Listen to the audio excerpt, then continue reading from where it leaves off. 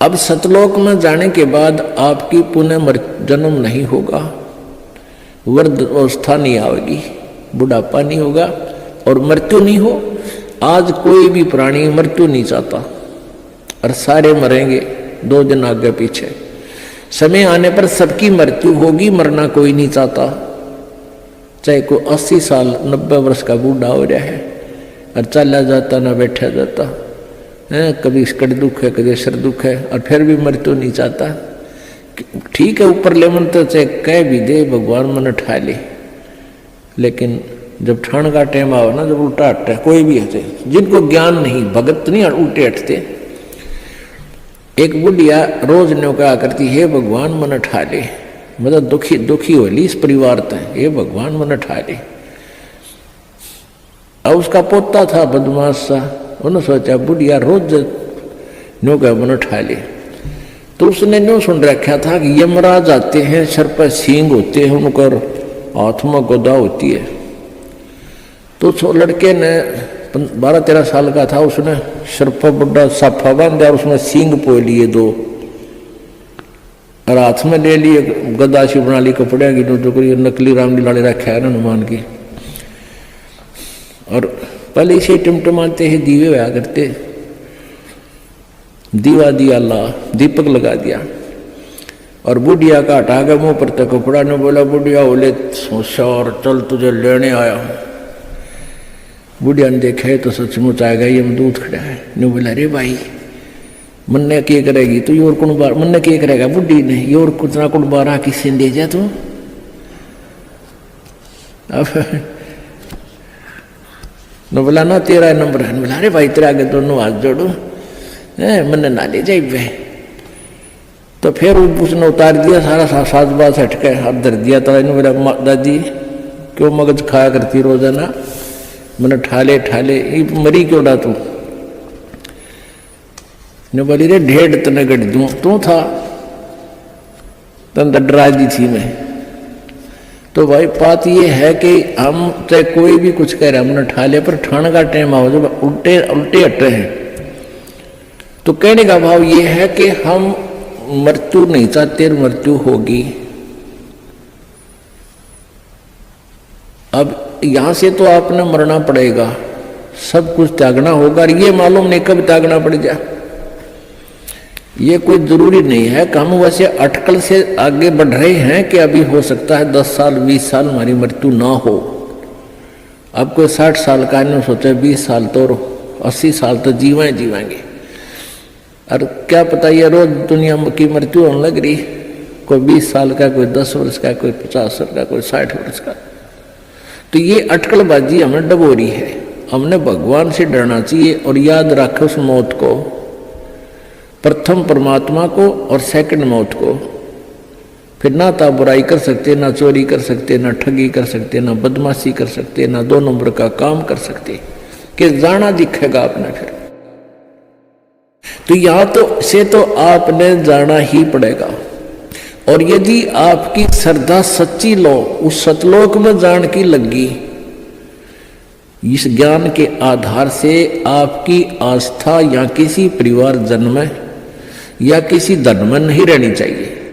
जब आप यहां से चलन के योग्य होंगे और ये रहकर आपकी परीक्षाएं भी होंगी, आपके ऊपर कोई ऐसी आपत्ति ऐसा आएगा सच में, फिर आप देखेंगे कि मेरी वर्ती बेटे में है कि बेटी में, पोते में है कि या पोती में, कोठी में या कार में। आप जी ने अपने उस जाल को स्वयं काटने की चेष्टा करनी है कि तो जुल्म हो गया, मेरा तो इसमें आस्था है। और यहां आशा रही तो वापस जन्म होगा, जहां आशा ता बासा होई और मन कर्म वचन सुमरियो सोई। आपकी यहां किसी भी चीज में आशा रहेगी, आस्था रहेगी, तो वापस आप जी को आना पड़ेगा। इसी यहीं पर मन माने यहां फिर बैल बनकर आ जा। और यहां आशा नहीं रही तो फिर हमने आशा कब ना रहेगी, ये ज्ञान आधार बनाओगे, भक्ति घनी करोगे, दान धर्म खूब करोगे, उस भक्ति की शक्ति से भी आपके कुछ बंधन ऑटोमेटिकली कट जाएंगे। इतना दबाव बनेगा उसका, आपके मन में वो आना नहीं देगा, और परमात्मा कोई ऐसी व्यवस्था आपकी बना देगा। और जो भक्ति नहीं करते तो फिर हमने यहाँ से तो जाना ही जाना है, भक्ति कर रहे हैं तो उनके मन में ये आ जाना चाहिए कि फिर जन्म हो गया तो फिर यह दुर्गति शुरू। मनुष्य जन्म भी हो गया तो मनुष्य जीवन में क्या सुख पाया अपना। आज हम 60 साल के हो गए, हमें पता है क्या मिला इस जीवन में और क्या हमारा था और क्या पराया था। तो इस ज्ञान के आधार से निर्णय हो जाएगा कि अगर फिर जन्म हो गया फिर वो प्रोसीजर, बेटा ना हो तो दुखी हो गए तो महादुखी, क्योंकि फिर उनके पालन में पोषण में कोई एकाधे की मृत्यु हो जाए काल तो फिर रोजाना करे काम, तो रो रो का टक्कर मारेंगे, वह दुर्गति न्यारी। तो इन सब बातों को ध्यान रख के तो सच्ची श्रद्धा बना ले कि तो मरना पड़ेगा, पर इसी जगह चला फिर मरना ना पड़े, यहां से तो जाना पड़ेगा। तो इसलिए ये तो अपना है ही नहीं, चाहे बेटा है चाहे बेटी है, मोह है या ना है। तो अपने परिवार में आप जी ने ऐसे रहना पड़ेगा जैसे एक गाड़ी, रेलगाड़ी का कंपार्टमेंट होता है और उसमें आप सफर कर रहे हो, जिसका जहां स्टेशन आ जाएगा ऑटोमेटिकली उतर जाएगा। किसी का 2 घंटे का है, किसी का 10 घंटे का सफर है, किसी का 24 घंटे का है वो।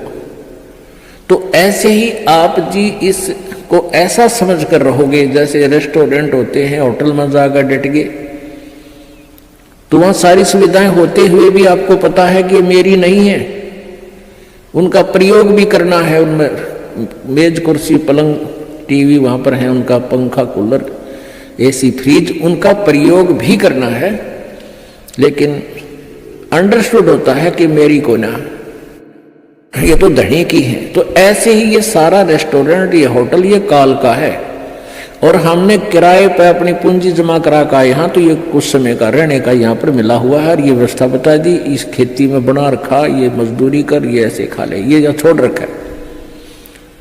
लेकिन ये अपनी नहीं, हम यहाँ होटल में कुछ दिनों के लिए सटे करे हुए। यदि ऐसी आस्था आपकी बन जाएगी तो फिर कोई पल्ला नहीं पकड़ेगा आपका, कोई बाधा नहीं बनेगी। अन्यथा जो भक्ति नहीं करते हैं उनकी कैसी वृत्ति होती है। अब जैसे कोई पिछले जन्म में भी कोई भक्त भक्ति करता था और वो पार ना होया, आप जी हो, परमात्मा चाहते हैं कि तुम सभी पार हो जाओ, बहुत अच्छी बात है, क्योंकि पार होने के लिए तो ये सारा खेल हो रहा है आपको पार करने के लिए। अब विद्यालय में बच्चे फेल भी होते हैं और पास भी अधिकतर ही होते हैं, और कुछ एक फेल भी हो जाते हैं, तो वो फेल हुए हुए गणे दुखी हुए।